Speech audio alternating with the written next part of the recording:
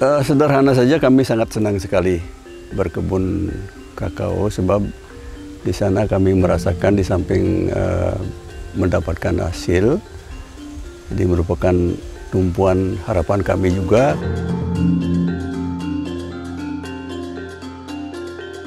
Sepulang dari penyemprotan, kalau kita pakai herbisida, saya pribadi sendiri nanti pulang sampai rumah sesak napas lah begitu. Racun setetes saja kita terhirup atau embunnya saja kita terhirup, fatal di perut. Susah sekali ini barang ini, kayaknya banyak sekali dampak yang dirusak. Karena saya lihat ini tanah-tanahnya kering dan berubah. Semua yang saya lihat rumput yang bisa memupuk di coklat saya mati. Dan tanah ini kayaknya agak pahit, selalu disemprot terus. Dampaknya agak besar sekali kita lihat. Jadi saya berubah pindah haluan.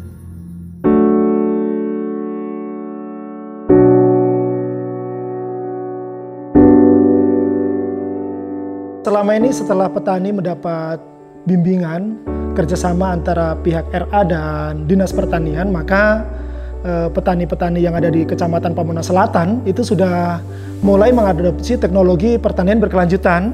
Jadi mereka juga sudah mulai sadar bahwa pentingnya pertanian berkelanjutan itu kembali ke organik. Jadi mereka sangat respon positif. Yang terjadi di kebun, dari kesuburan tanah dia berbeda, agak lembab jadi tanahnya. Hasilnya agak murah kita untuk dari organik, jadinya hasilnya bertambah lah dibanding bukan organik.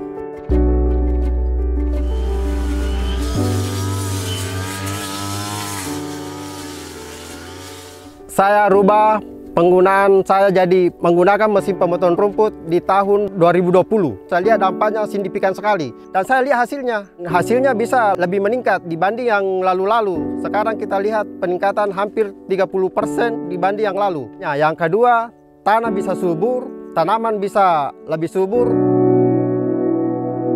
Kalau teman-teman petani tidak tahu, barangkali ini cuma dianggap sepele.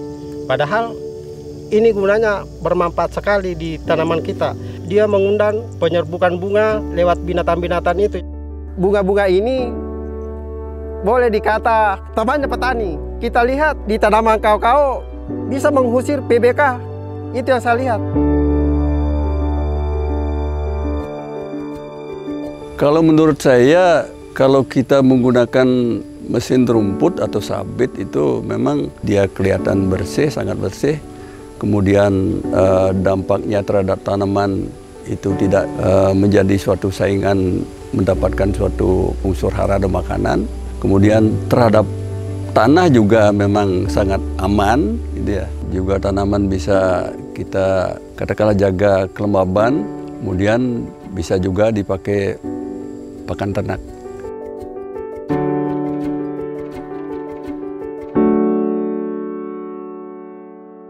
Saya kira upaya-upaya untuk mensosialisasikan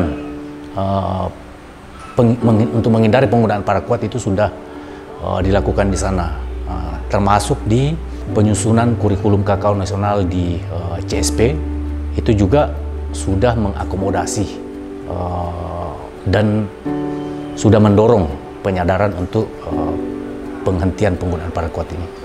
Nah, selama 10 tahun terakhir kita fokus ke bagaimana membangun kebun dan membangun petani. Saat ini Mars mulai memperbesar cakupan kegiatan ke skala yang lebih besar di komunitas, tingkat komunitas, dan kemudian di tingkat tapak atau bentang alam.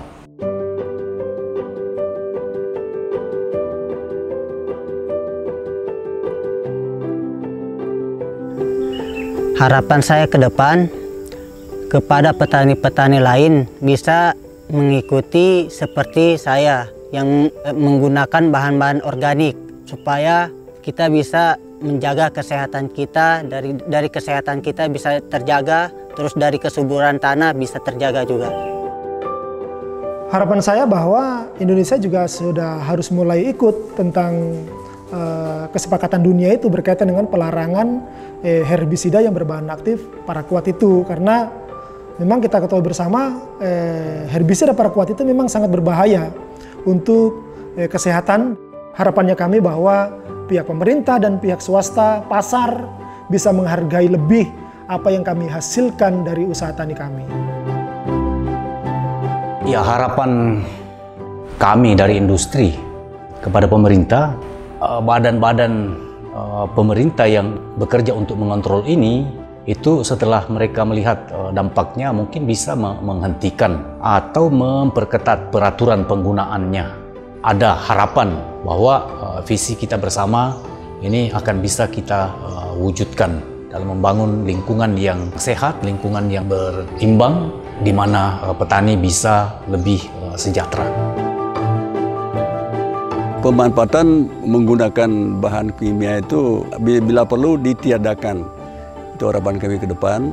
Mudah-mudahan dalam hal ini bisa katakanlah diberikan fasilitas untuk berangsang ke depan bahwa kami sebagai petani kakao ini merasakan sangat nyaman ke depan.